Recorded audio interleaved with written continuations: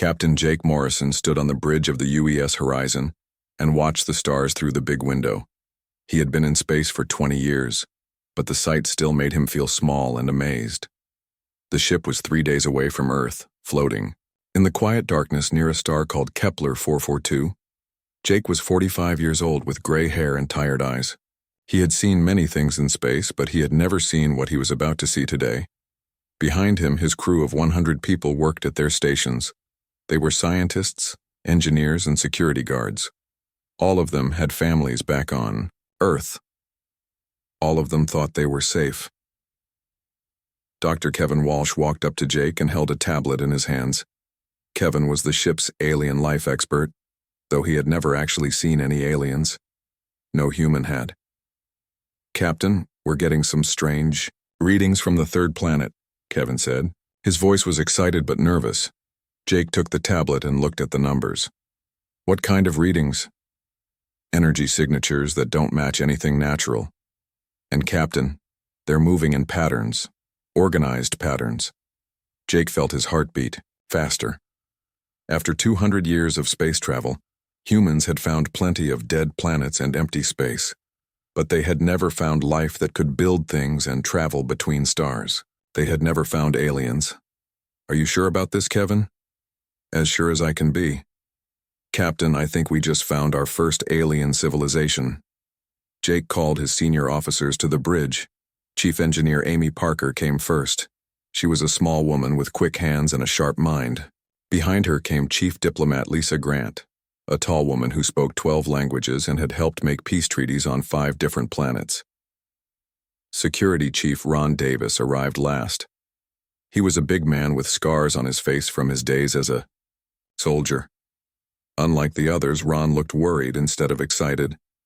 "Captain, if these are really aliens, we should be careful. We don't know if they're friendly." Lisa shook her head. "Ron, any species advanced enough for space travel must have learned to solve their problems with words, not weapons. Violence is primitive. They'll be peaceful, just like us." Amy nodded. "Besides, we're explorers, not fighters. This ship doesn't even have real weapons. They'll see we come in peace." Jake looked at all of them. His people were smart and good at their jobs, but they were also hopeful. Maybe too hopeful. "All right, let's make contact. But we do this slow and careful." Next few hours felt like days. The horizon moved closer to the alien ships, and Jake could see them through the telescope. They were beautiful, like giant crystals that caught and reflected light. They moved through space like fish swimming through water, smooth and graceful. Kevin, set up the communication system. "Captain, I'm detecting harmonic frequencies from their ships. I think that's how they talk to each other. Can we copy those sounds?" "Working on it now." Kevin's fingers moved fast over his controls. After an hour, he looked up with a smile. "I think I've got it. Basic mathematical concepts first, then simple greetings." Jake nodded. "Send it." The sound that came from the horizon speakers was like music, high and low notes that seemed to dance together. Jake watched the alien ships on his screen and waited. The answer came quickly. More musical sounds, but different from what Kevin had sent. Kevin listened with his eyes closed.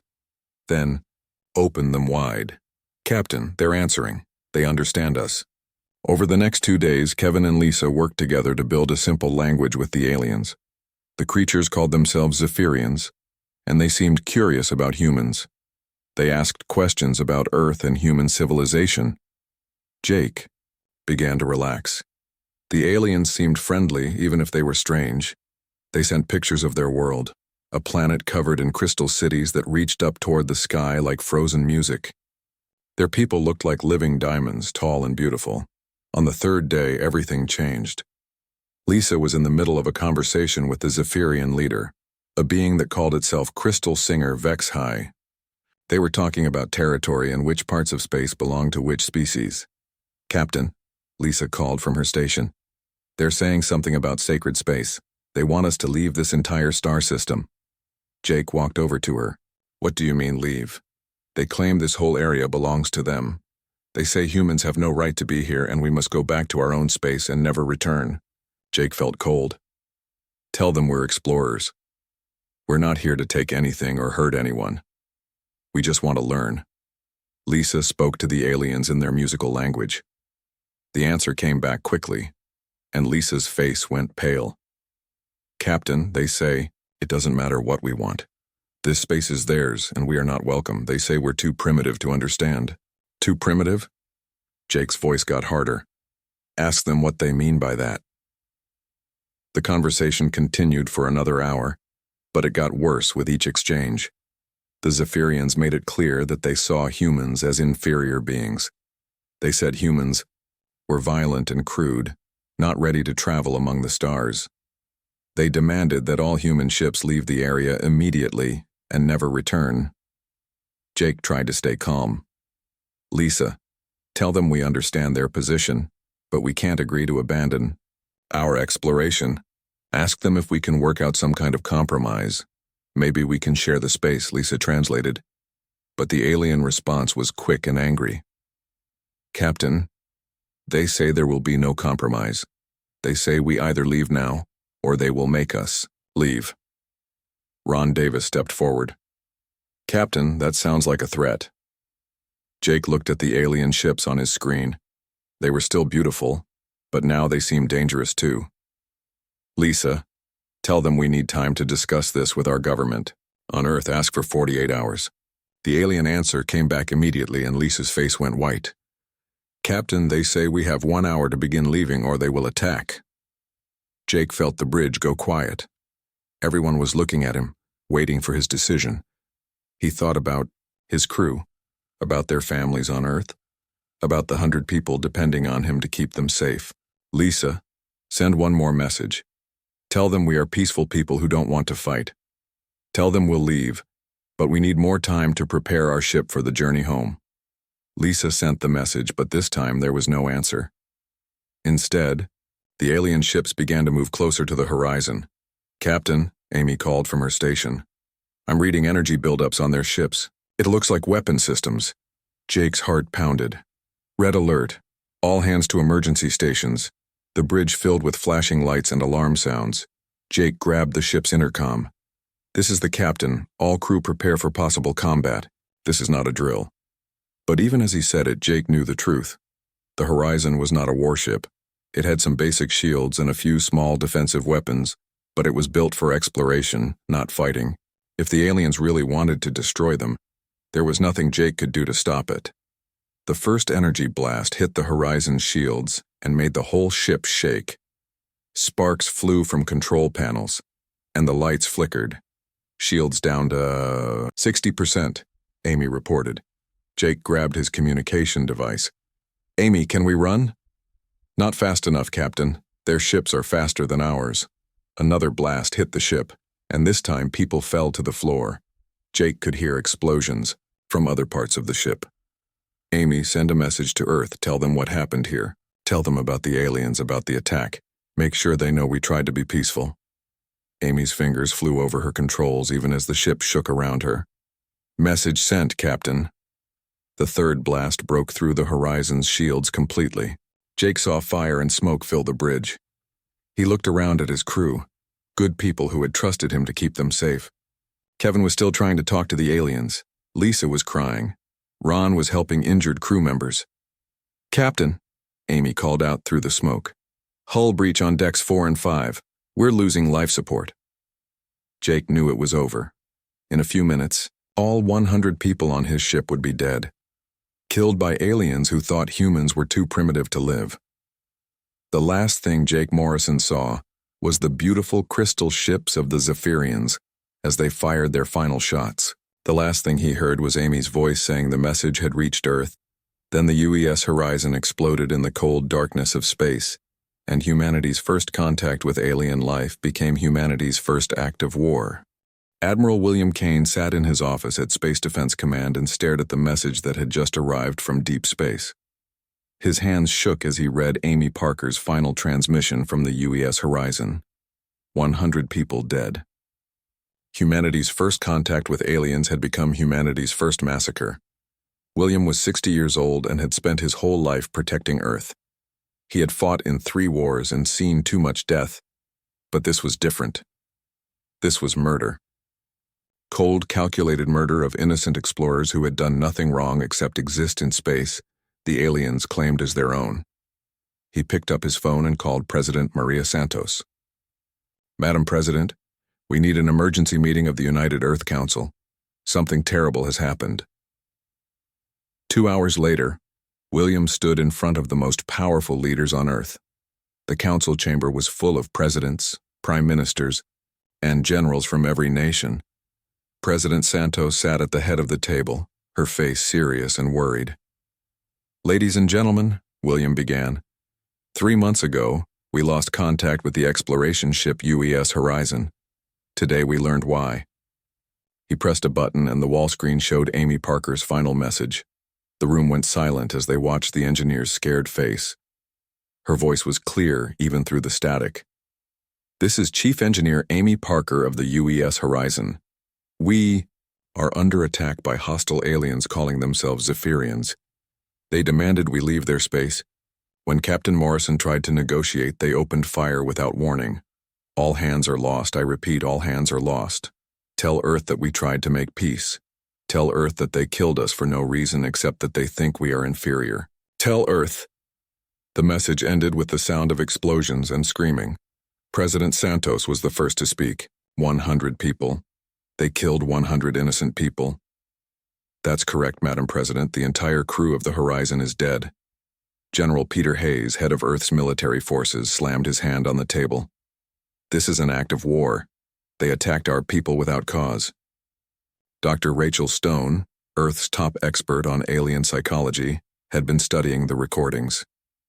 "I've analyzed their communication patterns. These Zephyrians see us as animals, not equals.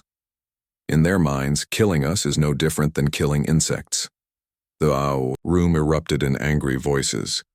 Every leader was talking at once, demanding action, demanding justice. President Santos raised her hand for silence. "Admiral Kane, what are our options?" William had been preparing for this question.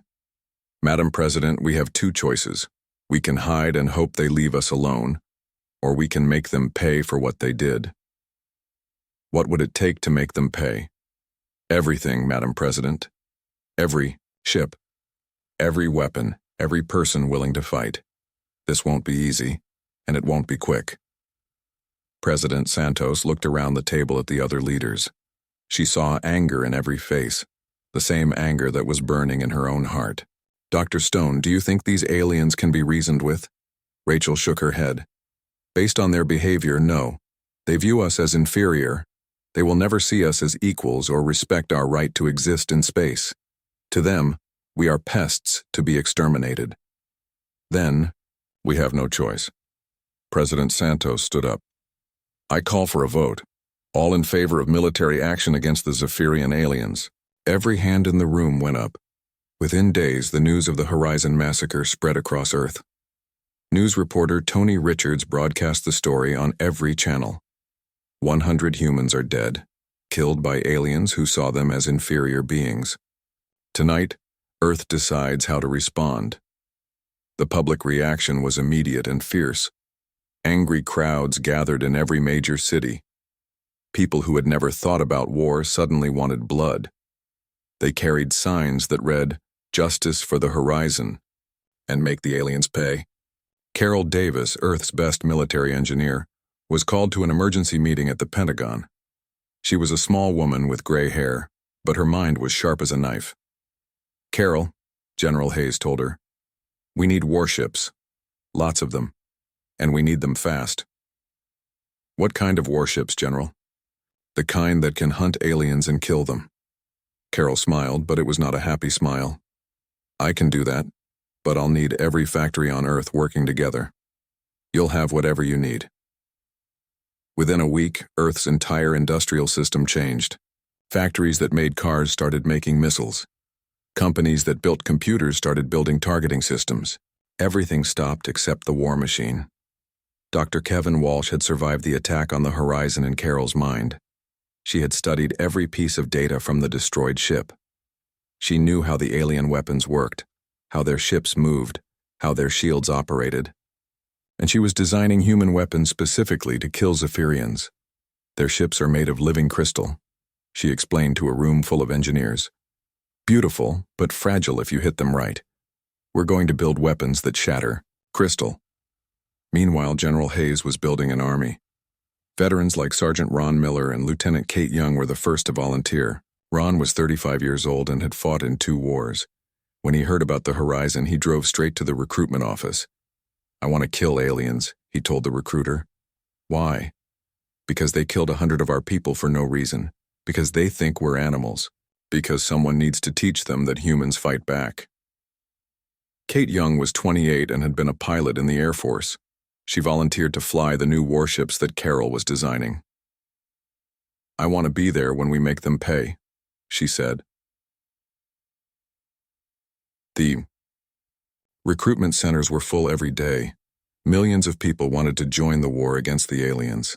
They came from every country, every background, every age group.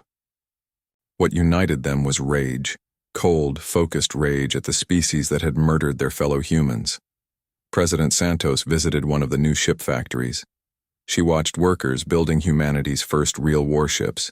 These were not exploration vessels like the Horizon. These were weapons designed for one purpose: killing aliens. "How many ships will we have?" she asked Carol. 200 in the first wave, Madam President. Each one capable of destroying multiple alien vessels. And crews? More volunteers than we can use. Every ship will be crewed by people who want revenge for the Horizon. The construction continued for 6 months. Earth's orbital shipyards worked day and night. The new ships were ugly compared to the elegant Horizon. They were covered in armor and bristling with weapons. They looked like what they were: tools of war. Admiral Kane watched the first ships being launched and felt a mix of pride and sadness. Humanity had always been explorers, dreamers, builders. Now they were becoming something else. Something harder and more dangerous. The lead ship was called the UES Retribution. Commander Steve Johnson would be its captain. Steve was 40 years old and had lost a friend on the Horizon. "Admiral," he said, "when do we leave?" "Soon, Commander. The aliens have had 6 months to forget about the humans they murdered. It's time to remind them." Dr. Stone had finished her analysis of Zephyrian psychology. Her report was distributed to every ship captain and military leader. "They expect civilized warfare," she wrote. "They expect honor and rules and mercy.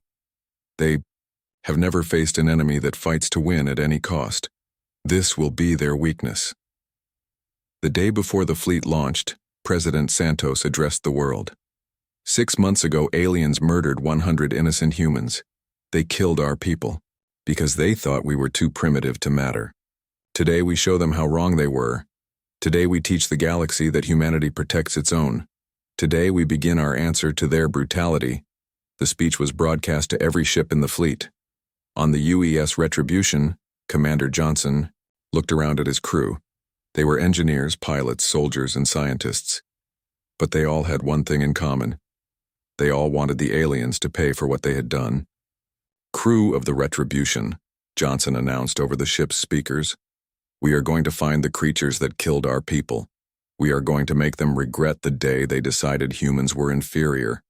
We are going to show them what happens when you murder the children of Earth." The cheers from his crew could be heard throughout the ship. The fleet launched the next morning. 200 ships carrying 50,000 humans, all united by anger and the desire for revenge. As they left Earth's orbit and headed toward alien space, every person on every ship carried the same message in their hearts. The Zephyrians had killed 100 humans thinking it didn't matter. Now they were about to learn just how much it mattered to the rest of humanity. Commander Steve Johnson stood on the bridge of the UES Retribution and watched the stars change as his ship dropped out of faster-than-light travel. Around him, 199 other human warships did the same thing. They had arrived in Zephyrian space, and the hunt was about to begin. Steve was 40 years old with dark hair and cold eyes. He had been a peaceful man once, but that was before the aliens killed his best friend Jake Morrison and 99 other innocent people. Now Steve had only one goal: make the crystal beings pay for their crime. Navigation, Where are we? Steve asked. Lieutenant Helen Clark looked at her instruments. Helen was 26 years old and had joined the military after hearing about the Horizon massacre. We're at the edge of the Kepler 442 system, Commander. The same place where our people died. Steve nodded. Communications. Any sign of alien activity? Communications Officer Dan Price listened to his equipment. Dan was 32 and had volunteered for this mission because he wanted to hear the aliens beg for mercy. Yes, sir. I'm picking up multiple Zephyrian signals from the inner planets. Looks like they have colonies throughout this system. Good. Steve turned to his weapons officer.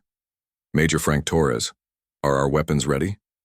Frank was a big man with angry eyes and steady hands. He had lost a cousin on the horizon.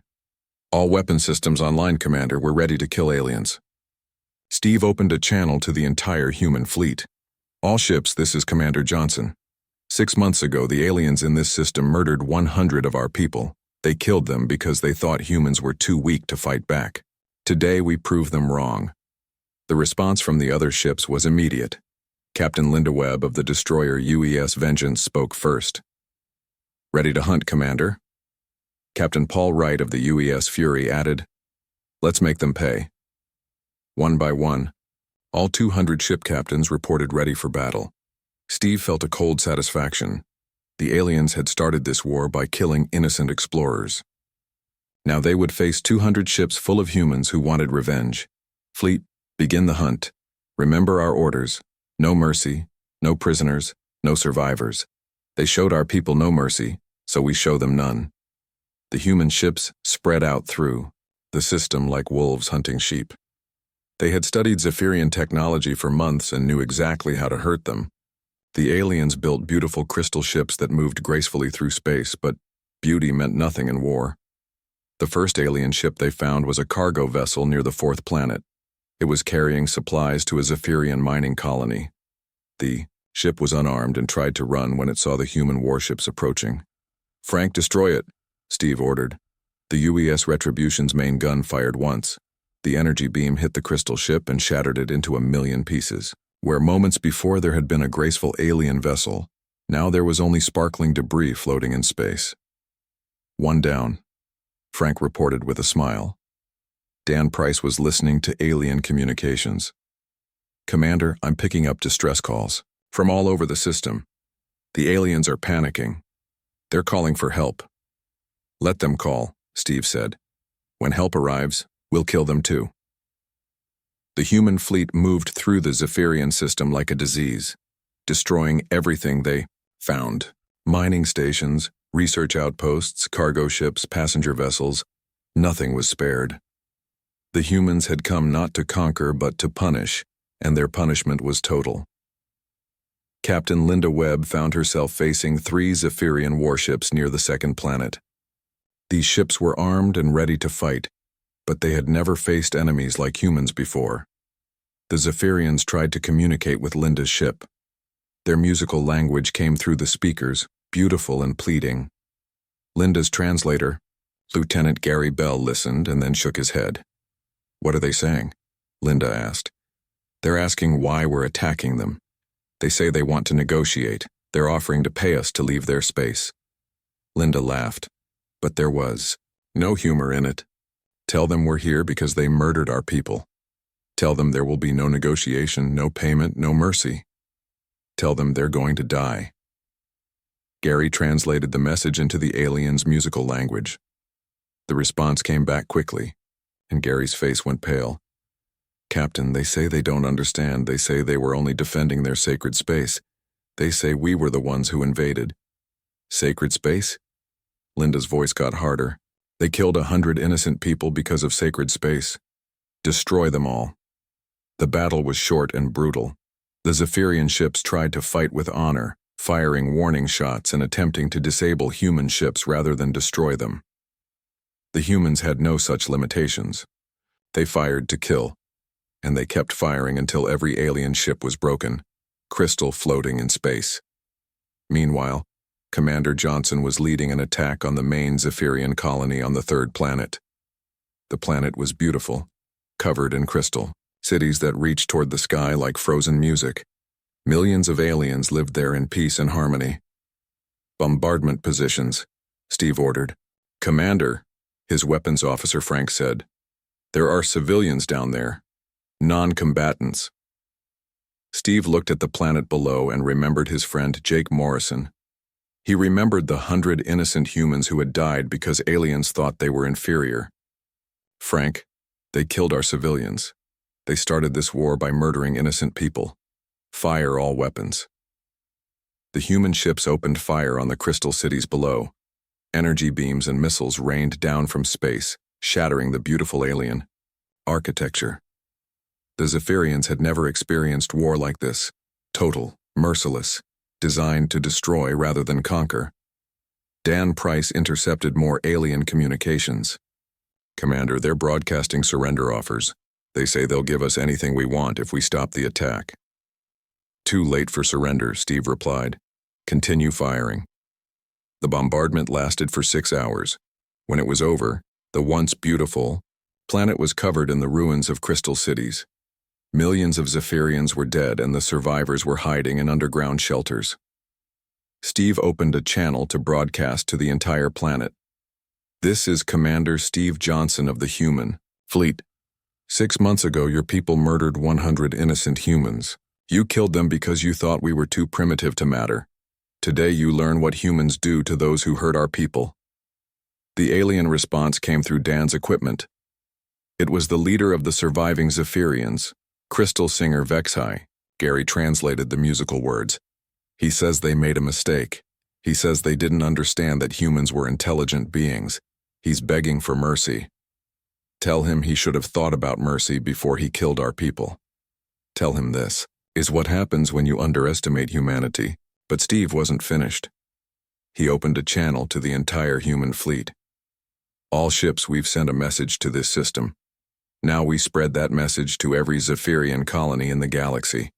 We hunt them down one by one until they're all dead, or they surrender completely. Captain Paul Wright's voice came through the communications. Commander, what about other alien species? When they see what we're doing, they might try to help the Zephyrians. Steve smiled coldly. Then we'll kill them too. Any species that helps the murderers of human children becomes our enemy. Over the next 3 months, the human fleet moved through Zephyrian space like a plague. They destroyed colonies, mining stations, research facilities, and fleets. The aliens tried everything: diplomacy, bribery, threats, calling for help from other species. Nothing worked. Other alien civilizations throughout the galaxy watched in horror as humans systematically destroyed an entire interstellar empire. The Zephyrians had been one of the most advanced species in the galaxy, with colonies on hundreds of worlds and fleets of thousands of ships. Now they were being hunted to extinction by creatures they had dismissed as primitive. The aliens called for help, but no one came. Every other species was too afraid of drawing human attention to themselves. They had all heard what happened when someone killed humans. Total war, no mercy, no survivors. Dan Price brought Steve a report 3 months after the campaign began. Commander, we've destroyed 80% of Zephyrian military capacity. Their remaining fleets are scattered and running. Most of their colonies have been abandoned. Good. What about their homeworld? Still heavily defended. They've pulled back most of their surviving forces to protect it. Steve nodded. Then that's where we go next. Time to finish this. As the human fleet prepared to attack the Zephyrian homeworld, Steve thought about his friend Jake Morrison and the other 99 people who had died in this system. They had come in peace, hoping to make friends with aliens. Instead, they had found creatures who saw them as insects to be stepped on. Now those same aliens were learning what happened when you stepped on the wrong insects. Humans didn't just fight back. They fought to win, and they didn't stop until their enemies were completely destroyed. The hunt was almost over, but the killing had just begun. The human fleet arrived at Zephyr Prime like death itself. 200 warships emerged from faster-than-light travel and formed a perfect circle around the alien homeworld. Commander Steve Johnson stood on the bridge of the UES Retribution and looked at the planet that had sent the order to kill his people. Zephyr Prime was the most beautiful world Steve had ever seen. It sparkled like a jewel in space, covered in crystal cities that caught and reflected the light of their star. Billions of Zephyrians lived on the surface in harmony and peace, but Steve felt no pity for them. Beauty meant nothing to him now. Only justice mattered. Dan, open a channel to the planet, Steve ordered. Communications Officer Dan Price worked at his controls. Channel open, Commander, Steve's voice carried to every Zephyrian on the planet below. This is Commander Steve Johnson of the human fleet.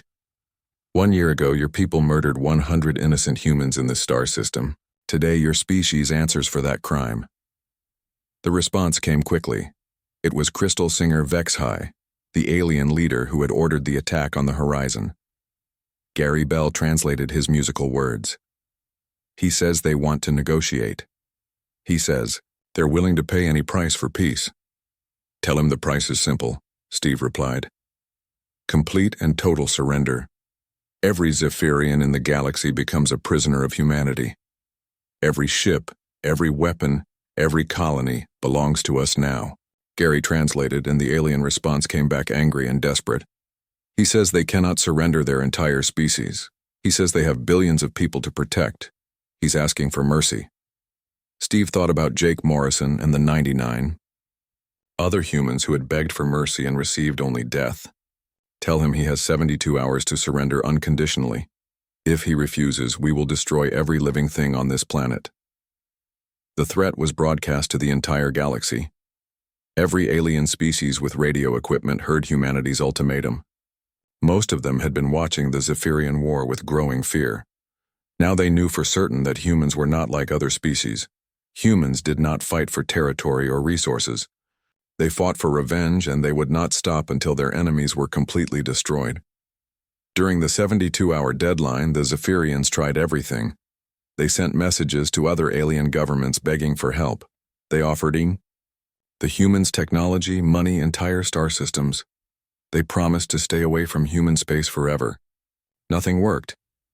Captain Nicole Foster of the destroyer UES Justice intercepted alien communications from across the galaxy. Nicole was 34 years old and had joined the war after losing her brother on the horizon. Commander, we're hearing panic from alien governments everywhere. The Zephyrians are calling in every favor they have, but no one will help them. Why not? Steve asked. Because they're all afraid of us. They've watched us destroy an entire interstellar empire in 1 year.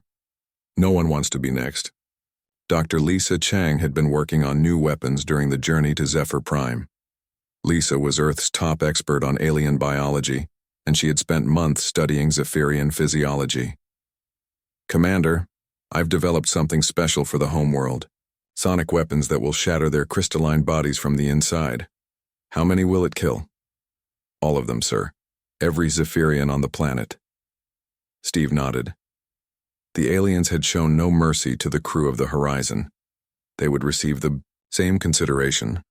Admiral William Kane contacted the fleet from Earth as the deadline approached. His face appeared on every ship's main screen. Commander Johnson, the entire planet is watching. President Santos has given you full authority to end this war however you see fit. Understood, Admiral. The Zephyrians started this war by murdering our people. We're going to finish it. With 6 hours left in the deadline, Crystal Singer Vexhai made one final desperate plea. Gary translated his words with shaking hands. He says they'll do anything. He says they'll become slaves if necessary. He's begging us not to destroy their world. Tell him he should have thought about that before he killed our explorers, Steve. Reply. Commander Paul Wright contacted Steve from his ship, the UES Fury. Steve, I'm detecting massive evacuation efforts on the planet. They're trying to get their people to other worlds. Stop them. Any ship that tries to leave gets destroyed. The human fleet began shooting down Zephyrian evacuation ships as they lifted off from the planet.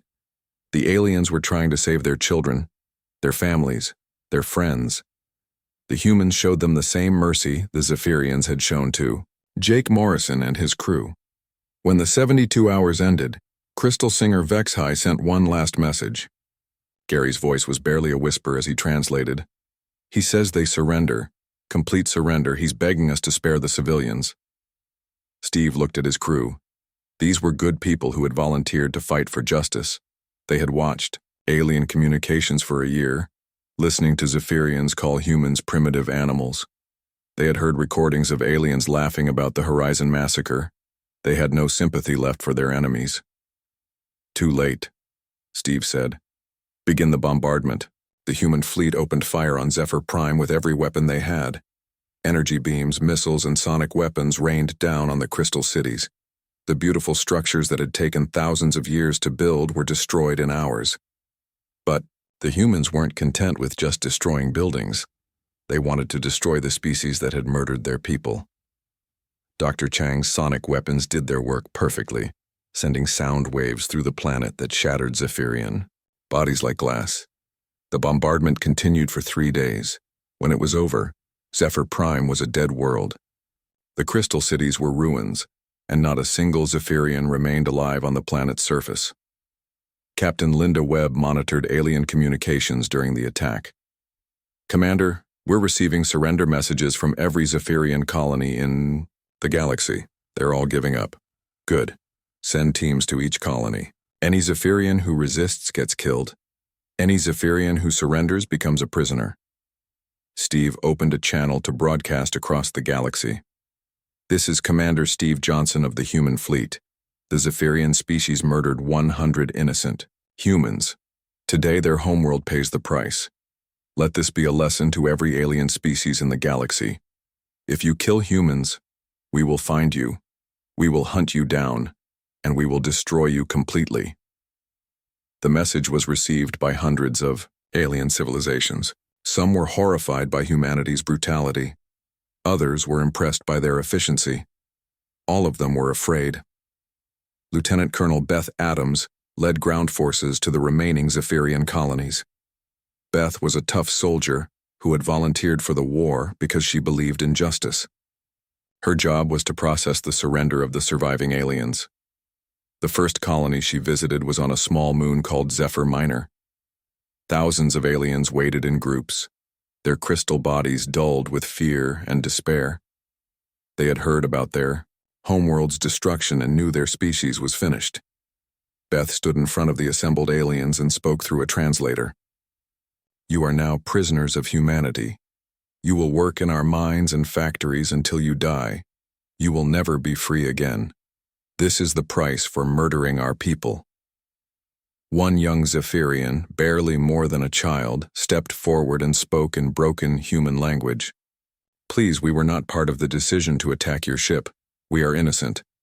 Beth looked at the young alien and felt nothing. "The humans on the horizon were innocent too. Your leaders killed them anyway. Now you all pay for your leaders' crimes." The processing of Zephyrian prisoners took months. Over 50 million aliens were captured and sent to prison camps on remote worlds. They would spend the rest of their lives working for humanity, producing resources and technology as payment for their species' crime. The few Zephyrian ships that had escaped the human fleet tried to find sanctuary with other alien species. Most were turned away. No one wanted to risk humanity's anger by helping the aliens who had started the war. A few Zephyrian refugees were accepted by the Altarians, a peaceful species that lived far from human space. But even they demanded a price. The Zephyrians had to publicly apologize for starting the war and acknowledge that humans had been justified in their response. Steve received the final casualty reports 1 month after the fall of Zephyr Prime. Over 2 billion Zephyrians were dead. Their homeworld was destroyed, their colonies captured, their species reduced to scattered prisoners and refugees. "Dan, send a message to Earth. Tell them the war is over. Tell them that 100 humans have been avenged." The message reached Earth 3 weeks later. President Santos addressed the world from the steps of the United Earth Building. "Today, justice has been served. The aliens who murdered our people have paid the ultimate price. Let every species in the galaxy know that humanity protects its own, and those who harm us will face our full wrath." The crowd cheered, but Steve Johnson did not feel like celebrating.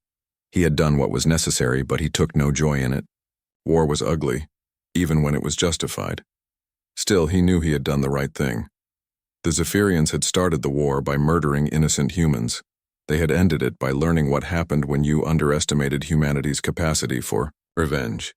The galaxy would never see humans the same way again. 2 years after the destruction of Zephyr Prime, President Maria Santos stood at the podium in the new Galactic Assembly Hall on Earth. Representatives from 47 alien species sat in the audience, all of them carefully avoiding direct eye contact with the human leaders. The hall was silent as Maria began to speak. Ladies, gentlemen, and honored alien delegates, we gather today to discuss the new reality of our galaxy. 2 years ago, humanity was unknown to most of you. Today, we are the species you fear most. Ambassador Clix of the Rigelian Empire shifted nervously in his seat. The Rigelians had been the most powerful military force in the galaxy before humans arrived. Now they were just another species hoping to avoid humanity's anger. We did not ask for this war, Maria continued. We sent peaceful explorers into space hoping to make friends. Instead, we found enemies who saw us as insects to be crushed. 100 innocent humans died because aliens thought we were too primitive to matter. Chief of Staff Robert King handed Maria a datapad with the latest intelligence reports. Commander, Sean Murphy and his team had been monitoring alien communications for months, and the results were clear. Every major alien civilization had changed their policies because of humanity's actions. In the past 2 years, 14 alien species have canceled military expansion plans that might have brought them into contact with human space. 23 species have sent formal apologies for past conflicts with other races, fearing that humans might see them as aggressive. 31 alien governments have established what they call human monitoring departments to track our activities and make sure they don't accidentally anger us. Dr. Rachel Stone, now Earth's Secretary of Alien Affairs, stepped forward to present her analysis. The psychological impact of the Zephyrian War has been enormous. Across the galaxy, humanity is seen as the most dangerous species that has ever existed. We destroyed an entire interstellar empire in 18 months. We showed no mercy, took no prisoners until the very end, and eliminated a civilization that had existed for thousands of years. Ambassador Clix raised a tentative hand. Secretary Stone, with respect, many species believe humanity's response was excessive. The Zephyrians killed 100 humans, but you killed billions of them. Maria's eyes went cold. Ambassador, are you suggesting that human lives are worth less than alien lives? No, of course not. I merely meant that the response seemed disproportionate to the original offense. 100 innocent people were murdered because aliens thought we were animals. We showed the galaxy what happens when you treat humans like animals. I call our response proportionate to the message we needed to send. Admiral William Kane, now Supreme Commander of Earth's Galactic Forces, presented the military situation. We currently maintain battle fleets in 12 star systems. We have permanent military bases in 8 sectors. Alien shipping lanes that were once controlled by various species are now monitored by human patrols. The alien delegates listened with growing unease. The humans had not just won a war, they had become the dominant military power in their region, of the galaxy. More importantly, Admiral Kane continued, we have established the Human Protection Protocol. Any species that harms a human citizen, anywhere in the galaxy, will face immediate military retaliation. This is not a threat. This is a promise. Lieutenant Commander Tony Walsh, grandson of the scientist who died on the horizon, was now part of Earth's diplomatic security team. He had grown up hearing stories about his grandfather's peaceful mission and brutal death. Delegates, we want you to understand something important. Humans are not conquerors. We don't want your worlds or your resources. We want only one thing, to be left in peace to explore and grow. But if you threaten us, if you hurt us, if you treat us as inferior beings, you will face the same fate as the Zephyrians. The Altarian delegate, Speaker Zendar, stood up carefully. The Altarians were one of the few species that had tried to help Zephyrian refugees. Commander Walsh, many of us struggle to understand human psychology. Your species seems capable of both great compassion and terrible violence. Dr. Stone answered the question. Speaker Zendar, humans are indeed complex. We can be peaceful explorers, generous allies, and protective friends. but we are also capable of total war when our people are threatened. The key is not to threaten us. But how do we know what threatens you? The Zephyrians thought they were simply defending their territory. Maria stepped forward again. Speaker, let me make this very simple. Don't attack human ships. Don't claim human space as your own. Don't tell us we're too primitive to exist. Don't murder our people. Follow those rules and you'll never have problems with humanity. Officer. Jenny Scott was monitoring communications from the New Horizon station, built exactly where the original Horizon had been destroyed. Jenny was 25 years old and had joined the Space Service to honor the memory of the murdered crew. Every day, she listened to alien transmissions from across the galaxy. Ma'am, Jenny reported to the assembly, we're detecting increased diplomatic activity among alien species. They're forming mutual defense pacts, but not against each other. They're all preparing for the possibility of conflict with humans. Admiral, Kane smiled grimly. Let them prepare. If they're planning to attack us, we'll destroy them too. No, sir, that's not what they're planning. They're making agreements to never, under any circumstances, harm humans or human interests. They're creating laws to prevent the kind of incident that started the Zephyrian War. Maria nodded with satisfaction. Good. That's exactly what we wanted. The Zephyrian War had ended with humanity's complete victory, but the effects were still spreading through the galaxy. In the ruins of former Zephyrian colonies, other alien species had found evidence of the war's brutality. Entire worlds turned to glass, cities reduced to crystal dust. A civilization that had lasted millennia erased in less than 2 years. Dr. Lisa Chang had been studying the surviving Zephyrian prisoners. President Santos, the psychological profiles are interesting. The surviving Zephyrians show symptoms similar to what we used to call shell shock. They're terrified of humans, but they also respect us in a way they never did before the war. What do you mean? Before the war, they saw us as primitive animals. Now they see us as the most dangerous predators in the galaxy. They understand that humans are not to be underestimated. Commander Steve Johnson had returned to Earth as a hero, but he rarely spoke about the war. When reporters asked him about the destruction of Zephyr Prime, his answer was always the same. They killed our people. We made sure they'd never kill anyone again. The memorial to the Horizon crew had become the most visited site on Earth. People came from every nation to honor the 100 explorers, whose deaths had changed humanity's place in the galaxy. Their names were carved in black stone, and beneath them was a simple message. They died seeking peace. Their sacrifice taught the galaxy to respect humanity. As the Galactic Assembly meeting concluded, President Santos delivered her final statement. 2 years ago, aliens killed 100 humans because they thought we didn't matter. Today, every species in the galaxy knows that human lives matter very much indeed. We hope this knowledge brings peace to our corner of the universe. The alien delegates filed out quietly, most of them already planning to recommend even stronger non-aggression policies toward humanity. The message had been received loud and clear across dozens of worlds. Humans were not the peaceful, weak species they appeared to be. They were patient, methodical, and absolutely ruthless when protecting their own. As the last delegates left, Maria Santos looked out at the stars through the assembly hall's great window. Somewhere out there were the descendants of the Zephyrians, living as prisoners and refugees, a constant reminder to the galaxy of what happened when you underestimated humanity. She thought about Jake Morrison and his crew, peaceful explorers who had died trying to make contact with aliens. Their murder had sparked the bloodiest war in galactic history and established humanity as the most feared species among the stars. Ma'am, Robert King said quietly, was it worth it? All the death? All the destruction? Maria looked at the memorial wall where the names of the Horizon crew were displayed in golden letters. Robert, those aliens killed our people because they thought human lives were worthless. Now every species in the galaxy knows better. Yes, it was worth it. The galaxy had learned its lesson. Humanity was no longer the unknown species from a distant world. They were the species that would burn down entire civilizations to protect their own. and in a universe full of predators that made them the apex predator of them all.